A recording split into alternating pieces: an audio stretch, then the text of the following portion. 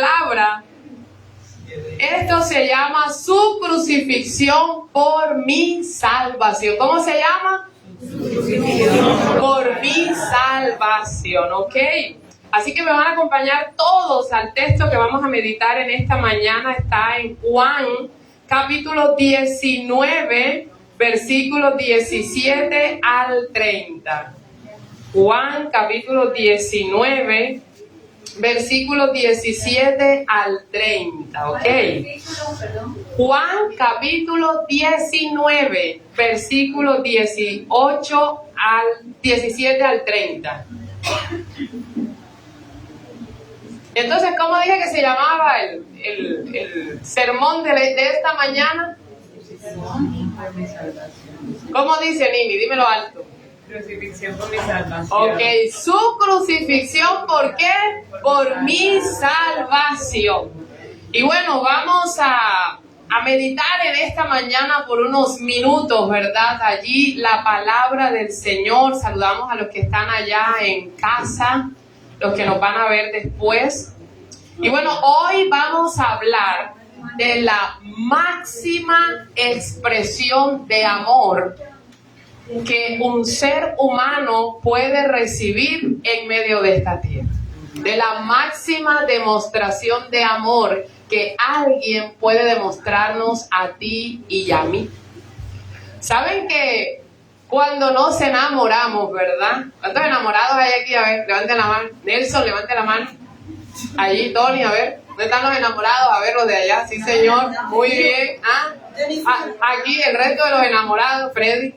Ajá. Entonces, a ver, Amalfi. Oye, pero tampoco estemos tan enhuesados. Digan que estamos enamorados, ¿verdad? Lo que tiene el noviado. A ver, aquí están los ennoviados. Y bueno, el hecho es que uno comienza a escuchar palabras lindas, ¿verdad? Palabras donde prometemos el cielo y la tierra, ¿verdad? Y bueno, a veces cumplimos, a veces no cumplimos, ¿verdad? Pero la máxima demostración de amor, nosotros ya la recibimos. Y esa máxima demostración de amor no fue con palabras lindas y bellas. Esa máxima demostración de amor, óyeme, fue al derramar hasta la última gota de sangre en la cruz del Calvario.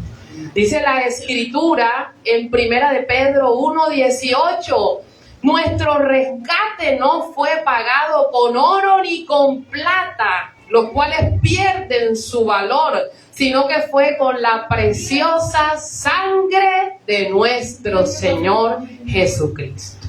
Amén. Así que no vamos a referirnos en esta mañana a alguien que nos dijo te amo con lindas palabras que se las puede llevar el viento, no.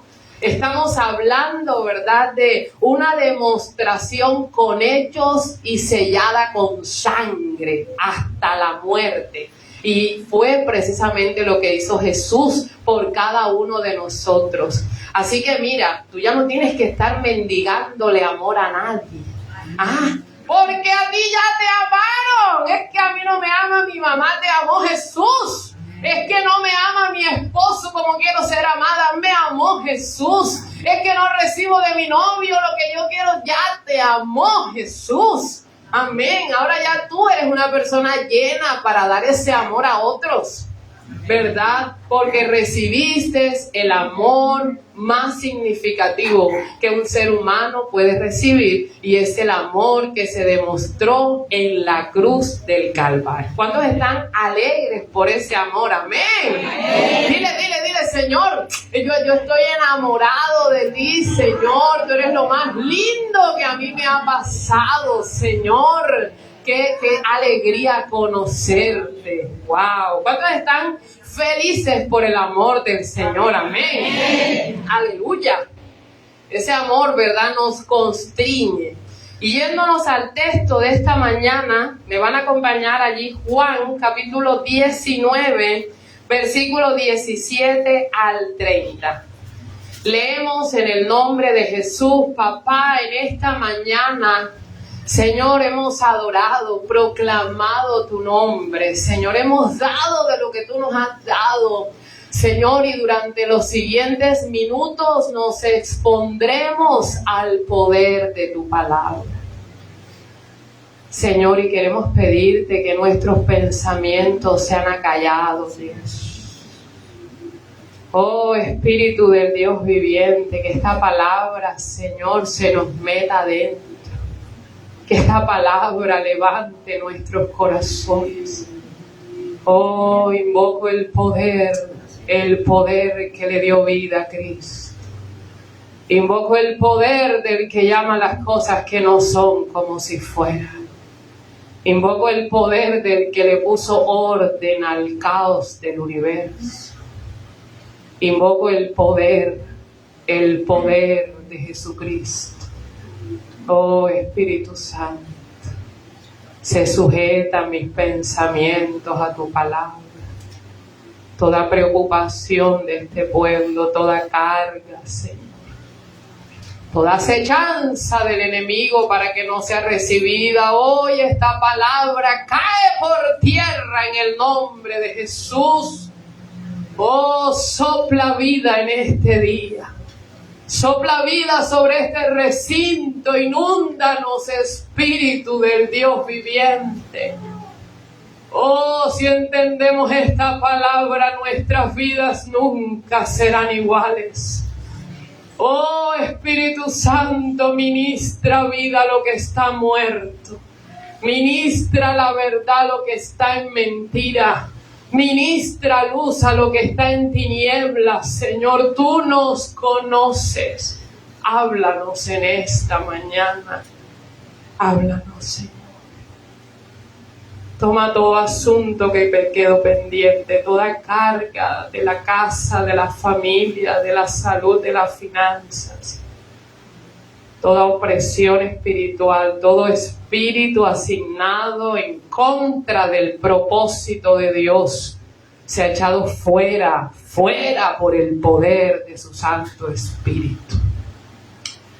Oh Dios, háblanos, por favor, háblanos.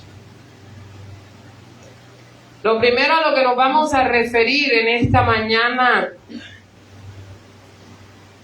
es a que Jesús, a la luz de la Escritura, fue colgado en la cruz.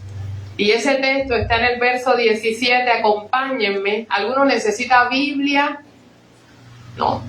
Dice, él cargando su propia cruz, fue al sitio llamado lugar de la calavera, en hebreo Gólgota. Allí lo clavaron en la cruz. También crucificaron a otros dos con él, uno a cada lado, y a Jesús en medio. Pilato colocó un letrero sobre la cruz que decía, Jesús de Nazaret, el rey de los judíos. El lugar donde crucificaron a Jesús estaba cerca de la ciudad, y el letrero estaba escrito en hebreo, en latín y en griego para que muchos pudieran leerlo. Así que lo primero a lo que voy a hacer mención es a lo que dice la palabra, ¿verdad? Y es que el Señor Jesús fue crucificado en ese lugar llamado que Gólgota, ¿verdad? Era una colina que quedaba a las afueras de Jerusalén. Y les cuento algo, todo el mundo tenía que pasar por ese lugar. Así que ese lugar fue precisamente permitido por Dios para que quedara como testimonio a todos los que pasaban por allí que ese hecho había acontecido. La crucifixión era una forma, ¿verdad?, de tortura romana. Precisamente era contra lo peor, o sea, lo peor era lo que moría crucificado allí en la cruz. Sí, esos que eran malos, pero malos, malvados. Y Roma los crucificaba y les permitía que ese exhibicionismo se viera para que todos, ¿qué? Cogieran miedo. Miércoles, ¿quién se rebela contra Roma? Yo no quiero que me pase algo como eso, ¿verdad? Y qué tremendo que el Santo de Santos, aquel en el que no se halló pecado, fue clavado allí donde moría lo peor, donde morían los pecadores, tomando el lugar que a ti y a mí nos correspondía. El que nos correspondía era el lugar de Barrabás. estaba listo, ¿verdad? ¿Para qué? Para ser crucificado. Pero quitaron a Barrabás, según la costumbre podían eximir a uno, y quitaron al pecador y pusieron en esa cruz al Señor Jesucristo, tomando de esa manera el lugar que a ti y a mí nos corresponde. La crucifixión del Señor era una muerte, ¿verdad?, terriblemente dolorosa. El azote pudo haber matado a Jesús. El procedimiento acostumbrado era desnudar la parte superior del cuerpo y atar sus manos a un pilar antes de azotarlo con un látigo de 3 puntas. La cantidad de latigazos se determinaba por la severidad del delito. Bajo la ley se permitían hasta 40. Y después de todos esos azotes, entonces vino la crucifixión del Señor. ¿Cuál fue el sentido, verdad? Seguimos más de 2000 años después hablando de este evento significativo, precisamente porque es el evento que marca esa nueva vida que nosotros hoy tenemos. Él murió, cargó el peso de nuestra culpa y dice la Escritura que después de eso resucitó y hoy le sigue dando vida a los hombres y mujeres, no importa de qué ciudadanía, de qué pueblo, de qué nación, no importa, solamente que crean en Él recibirán esa vida eterna que Él vino a entregarnos. ¿Cuántos aplauden al Señor en esta mañana? ¿Cuántos le dicen gracias? Gracias por haber tomado mi lugar, Señor. Es importante, ¿verdad?, decir en esta mañana, Jesús fue crucificado no porque venció Satanás. Jesús fue crucificado porque así tenía que acontecer, según lo que declaraba la palabra en el Antiguo Testamento. Era para que tuviera cumplimiento la palabra del Señor. La vida que el Padre me ha dado, yo la doy, yo la entrego, ¿verdad? Por amor, Él decidió hacerlo por cada uno de nosotros. Lo siguiente relevante es el título que le colocan al Señor. ¿Cuál era el título que tenía allí la cruz? Según lo que dice la palabra. Rey de los judíos. Allí hay 2 palabras que este autor no escribe, pero sí está en los otros. El texto completo es Jesús de Nazaret, Rey de los judíos. Y es importante saber que Pilato puso este título para que se supiera el cargo criminal por el que estaban matando a este hombre. ¿Sí? El cargo era que él decía ser el rey de los judíos, rebelándose así aparentemente contra el César, ¿verdad? Es la razón, que quede claro que por creerse el rey de los judíos es que hoy está siendo crucificado. Pero te voy a decir algo, realmente lo que Pilato estaba escribiendo allí era la verdad. Y eso me llevaba a mí a pensar, ¿verdad?, que hay cosas que el enemigo hará para dejarte en vergüenza, para dejarte en menosprecio, pero no está haciendo otra cosa que cumplir lo que Dios ha determinado hacer con nuestras vidas. Es que lo están crucificando porque se dice ser el rey de los judíos, pues él era el rey de los judíos. Y hay cosas que hoy de pronto en tu vida tienen ese letrero, o sea, parece ser algo, pero lo que Dios ha dicho que va a hacer con nuestras vidas, eso tendrá cumplimiento. Amén. Amén. Dice la palabra en Lucas 1:32-34, Él será muy grande y lo llamarán el Hijo del Altísimo. El Señor Dios le dará el trono de su antepasado y reinará sobre Israel para siempre. Su reino no tendrá fin. Así que el anuncio que estaba siendo colocado allí era verdadero. Él era el Rey de los judíos. Él era el Mesías esperado para los judíos y para toda la humanidad. Otra cosa que llama la atención allí, ¿verdad?, es que fue colocado precisamente en ese monte allí, en ese lugar, en esa colina en alto. Y ese letrero fue en arameo, fue en latín y fue en griego. Como diríamos nosotros, no lo pusieron en mandarín, lo pusieron en español, lo pusieron en inglés, ¿verdad? Para que, óyeme, gente de todos los lugares, cuando lo leyeran, entendieran lo que allí decía. Él es el Rey de los judíos. Él es el Mesías esperado por todos. Él es el que dice aquí, el que reinará sobre Israel para siempre, y su reino no tendrá fin. Aleluya. El reino de los romanos, el imperio romano, casi 1000 años en esta tierra, llegó a su fin. El reino persa llegó a su fin, ¿verdad? El reino del babilónico, el imperio babilónico llegó a su fin. Pero hay un reino que no tendrá fin, y ese es el reino de nuestro Dios. Amén. Aleluya. Al que tú y yo nos preparamos para ir como nuestro destino final. Aleluya. Así que esa leyenda allí, ¿verdad?, no solamente era para los judíos que residían en Jerusalén, sino para todos aquellos que habían subido a la capital para la celebración de la Pascua y que habían llegado de lugares muy lejanos. Así que todo esto debió haber generado ¿qué? Muchos comentarios. Imagínate que tú ibas pasando por allí y tú mirabas allá al Gólgota y veías esas 3 cruces y veías al del centro, ¿verdad? Y decías, oye, se decía el Rey de los judíos. ¿Ustedes qué hubieran dicho? Ese seguramente que era otro loco más. ¿Qué hubieran dicho ustedes? No, pero yo escuché que él hizo muchos milagros. Para mí sí era el Rey de los judíos. ¿Qué habrías dicho tú?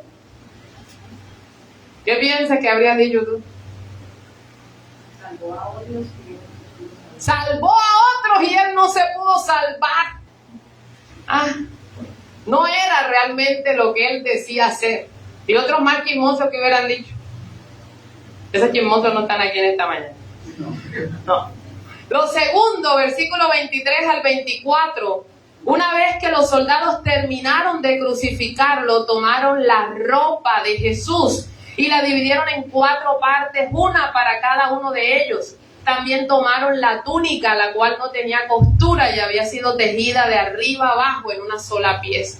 Así que dijeron, en lugar de rasgarla, tiremos los dados para ver quién se la queda. Con eso se cumplió la escritura que dice, se repartieron entre ellos mi vestimenta y tiraron los dados por mi ropa. Así que eso fue lo que hicieron. El Salmo 22:18 decía que sobre las vestiduras del Señor iban a tirar qué suerte. Así que Juan está trayendo esa palabra diciendo, esto también se cumplió sobre el Señor Jesucristo. Amén. Porque todo lo que pasó con Cristo tenía cumplimiento.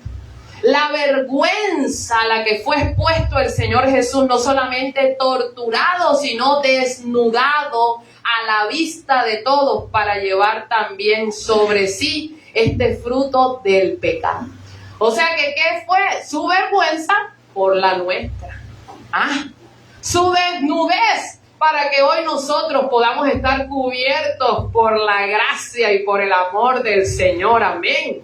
Eso que, mira, necesitamos creer que Él llevó esa vergüenza nuestra.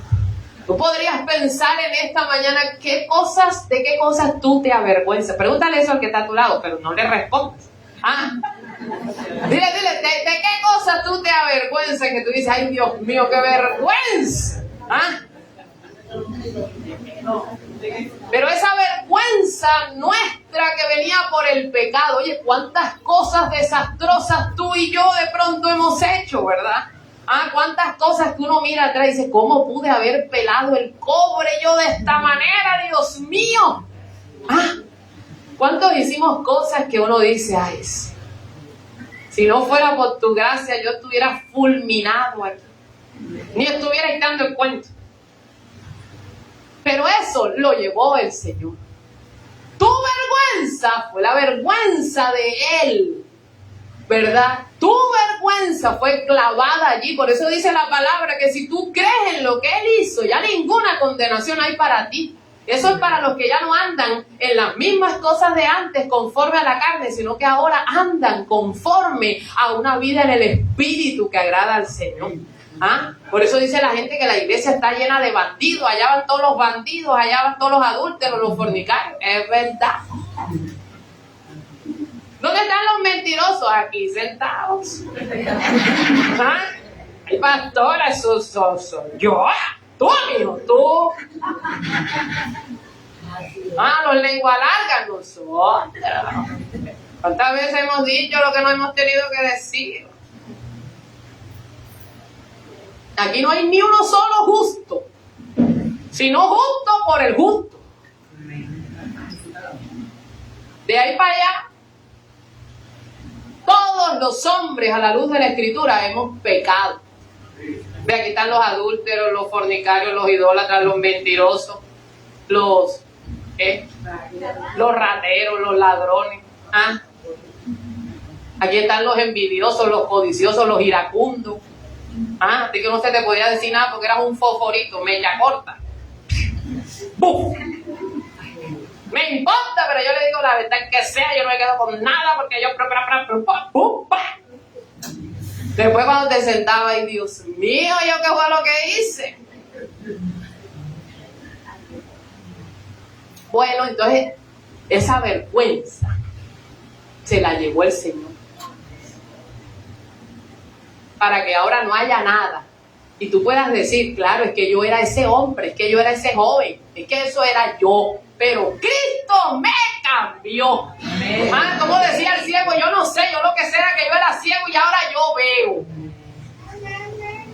Yo era indomable y el Señor me domó. Yo tenía una lengua larga y el Señor me la cortó. No, el Señor no nos cortó la lengua, ¿verdad? Pero el Señor nos cambió. ¿Cuántos han experimentado ese cambio ahí adentro? Dios mío, Señor. Amargado, exactamente. Gente que la criaron como con tetero de limón. No le dieron leche, sino tetero de limón. Pero el Señor te alegró, ¿verdad? Porque cargó tu vergüenza. ¿Saben algo? 332 profecías se cumplieron literalmente en Cristo. No había ningún ser humano en esta tierra que pudiera cumplir todo lo que Cristo cumplió. Y eso ratifica la veracidad de la Escritura. Oye, que tú estás siguiendo al verdadero, tú estás siguiendo al Hijo de Dios, al Mesías esperado, al que da salvación y vida eterna. Todo lo demás va a quedar, todo lo demás perece, pero Cristo prevalece. Y nosotros con Él. Amén. El cuarto que vemos allí es el interés de Jesús por su madre. Versículo 25 al 27. Estaban de pie junto a la cruz la madre de Jesús, la hermana de su madre, María la esposa de Cleofas y María Magdalena. Cuando Jesús vio a su madre al lado del discípulo que amaba, le dijo: apreciada mujer, ahí tienes a tu hijo. Y al discípulo le dijo: ahí tienes a tu madre. Y a partir de entonces ese discípulo la llevó a vivir a su casa. Así que vemos al Señor, aún en medio del momento de tormento y de dolor extremo por el que atravesaba, teniendo cuidado de María. Mira qué cosa hermosa. Eso muestra el corazón del Señor, ¿verdad? Y Jesús tenía otros hermanos, pero consideró que iba a estar mejor con su discípulo amado, que era Juan, y por eso le encomienda que pueda tener cuidado de ella. Sí, ahí vemos ese corazón especial de parte de nuestro Señor. Lo siguiente que vamos a mirar está en el versículo 25 al 27 y es la declaración de Jesús. ¿Qué fue lo siguiente que dijo Jesús, Nelson? ¿Ah? ¿Qué dijo allí Jesús del versículo 25 al 27? ¿Qué dice? Tengo sed. Jesús sabía que su misión ya había terminado y para cumplir las escrituras dijo, tengo sed. Había una vasija de vino agrio, así que mojaron una esponja en el vino, la pusieron en una rama de hisopo y la acercaron a los labios de Jesús. Y saben que no era extraño que Jesús tuviera sed, porque todo lo que había transitado, ¿verdad? No había comido, no había bebido. Además de que la pérdida de sangre, ¿verdad?, que había tenido allí, lo llevaba a una sed, pero era algo exasperado. Y ahora el Señor dice, tengo sed. Y estos hombres, a manera de burla, toman ese vino que era como el licor que ellos tenían allí mientras pasaba la crucifixión y le pusieron esa esponja allí al Señor. Algunos consideran que no era esponja, sino que eran unas ramas largas que debían llegar hasta su boca, que las humedecían allí y se las pusieron al Señor. Y aquí nosotros podemos ver, ¿verdad?, que en medio de la crucifixión el Señor sufrió allí directamente en su carne todo este tipo de adversidades que venían con la cruz, que no era solamente el látigo, que no era solamente clavar los clavos allí, que no era solamente el desangrarse, no, era además, o sea, sentir todo ese tipo de cosas que siente uno cuando siente que el Padre lo ha abandonado, pero también cuando siente esa sed exasperada. Y estos hombres, a manera de burlarse, lo que hacen es precisamente que ponerle allí ese vinagre, ¿verdad?, que dicen que era de hierbas amargas. No le dieron agua, sino que le dieron vinagre, como evidencia del escarnio y de la burla. Y lo último que dice allí el Señor, o las últimas dos palabras, es consumado es. Y ese consumado está en griego. Es una palabra es una palabra que significa literalmente ha sido terminado. Es esa palabra que conocemos como tetelestai, que quiere decir todo está pagado. ¿Qué creen ustedes que quiere decir esa declaración del Señor allí? Todo está pagado, todo está cancelado. ¿Sí? ¿Qué piensan ustedes que era? ¿Qué dices tú, Jenny? Que ya somos salvos, dice Jenny. ¿Tú crees eso? ¿Qué dices tú, Romero? ¿De qué deuda nos salvó el Señor? ¿Qué deuda pagó el Señor por nosotros a través de esta declaración? Todos los pecados. ¿Qué dice allá, Cindy? El precio, ¿verdad? ¿Qué dicen allá atrás? Heidi, ¿tú qué piensas? ¿Ah? Consumado es. Tetelestai, todo está pagado.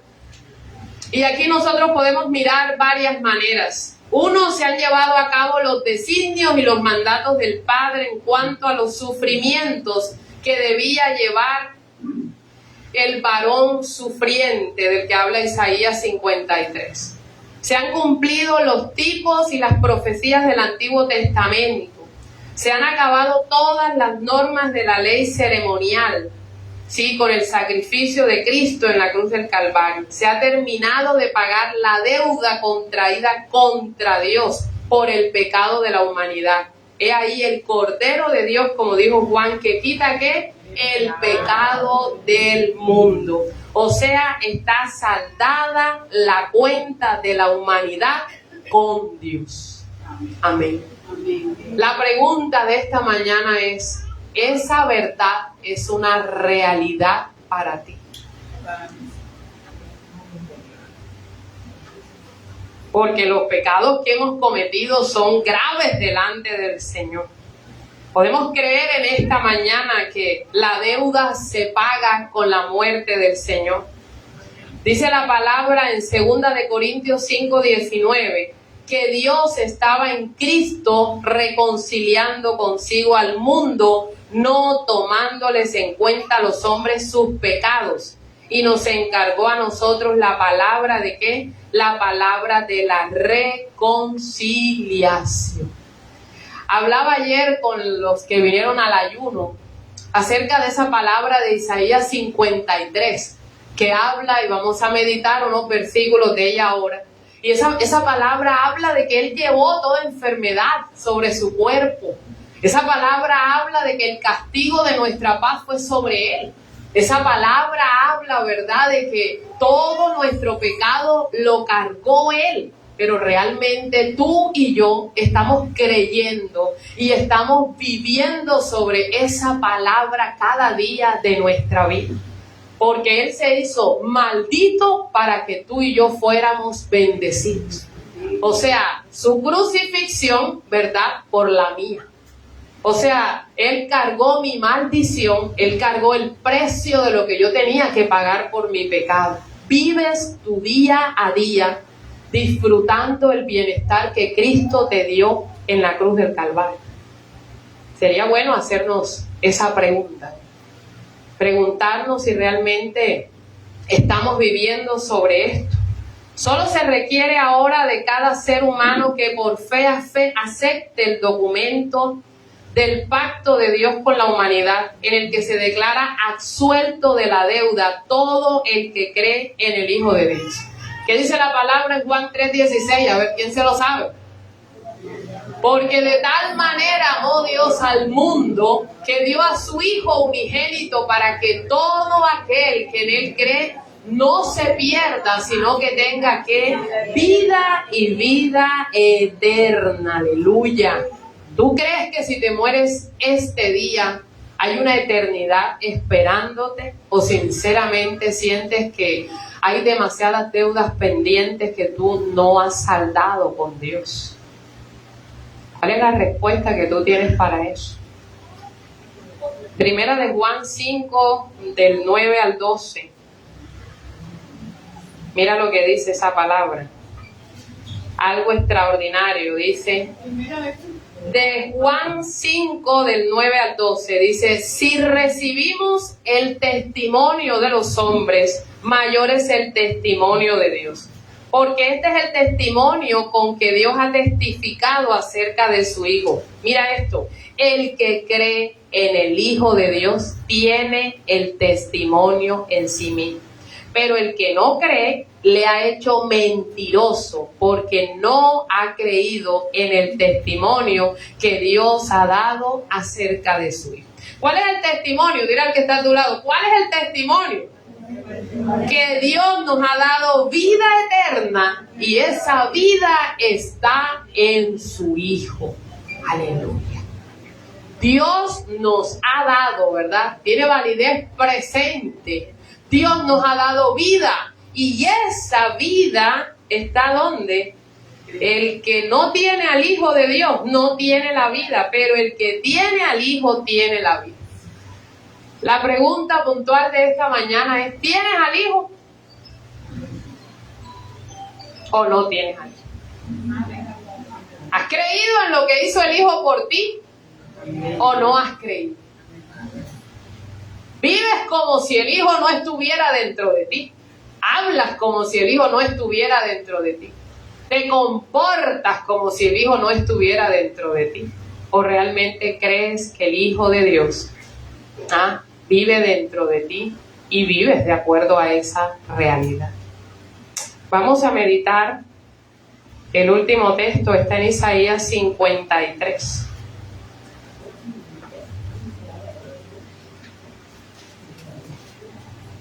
Isaías 53, vamos a leer el versículo 5, dice, desde el 4, ciertamente llevó Él nuestras enfermedades. ¿Qué llevó Él? Y sufrió nuestros dolores, y nosotros le tuvimos por azotado, por herido de Dios y abatido. Dice ahora, él herido fue por nuestras rebeliones, molido por nuestros pecados, y el castigo de nuestra paz fue sobre él, y por su llaga fuimos nosotros curados. Todos nos habíamos descarriado como ovejas, cada cual se apartó por su camino, mas Jehová cargó en él el pecado de todos nosotros. Entonces, a la luz de la palabra, ¿qué hizo el Señor por nosotros?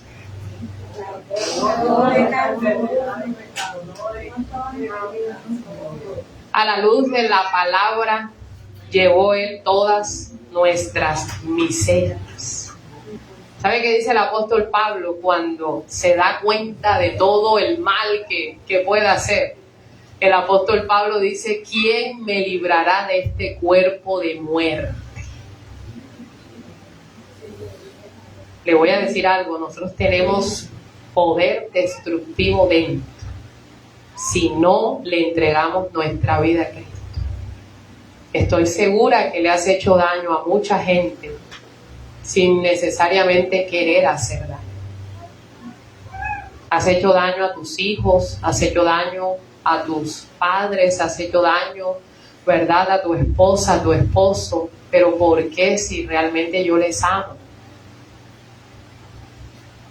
Sin Dios podemos llegar a dañar incluso lo que amamos. Por eso se hace necesario que los hombres se arrepientan. Se hace necesario que los hombres, el sacrificio ya se dio, el regalo ya está dado. Él cargó toda enfermedad, Él cargó nuestras miserias, nuestros dolores, todo lo llevó en la cruz del Calvario.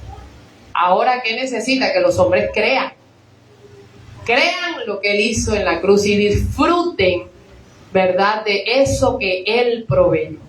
Sinceramente, tú te sientes disfrutando lo que Cristo vino a dar. O tú solamente vienes aquí a la iglesia, te sientes chévere, ¿verdad? Pero en la semana hay algo que dentro de ti no ha pasado. O tú puedes decir, yo me siento disfrutando esa plenitud de Cristo en todas las áreas de mi vida. Por sus llagas fuiste curado. En el Calvario el Señor llevó tus angustias, tus dolores, tus amarguras, todo por lo que nosotros hemos atravesado, Cristo lo cargó. Pero tienes que soltar, tienes que tomar la decisión de creer y de entregar, ¿verdad?, eso que te ha hecho daño y tomar lo que Cristo tiene para ti. ¿Dónde empieza? En arrepentimiento. El Señor, ¿qué dice? El Señor dice, arrepentíos y convertíos porque el reino de los cielos se ha acercado. ¿Eso qué quiere decir? Hay buenas noticias para todo el mundo. Amén. Hay buenas noticias que desde el cielo han venido a esta tierra. Llamo a los hombres al arrepentimiento. Llamo a los hombres a un cambio de vida. Llamo a los hombres a que crean lo que yo hice por ellos. Amén. Ese tetelestai era lo que se colocaba en las facturas en ese tiempo cuando la deuda había sido cancelada. Y la deuda se canceló por ti en la cruz del Calvario. Amén. Así que dice la Escritura, esa acta de decretos que nos era contraria, que eran nuestros pecados, el Señor, ¿qué hizo? El Señor la cogió y la clavó en la cruz del Calvario. Así que ahora no hay nada. Si tú crees y te arrepientes de tu pecado, no hay nada que sea un obstáculo entre tú y Dios para que vivas la vida plena, abundante que el Señor ha provisto para ti en la cruz del Calvario. Amén.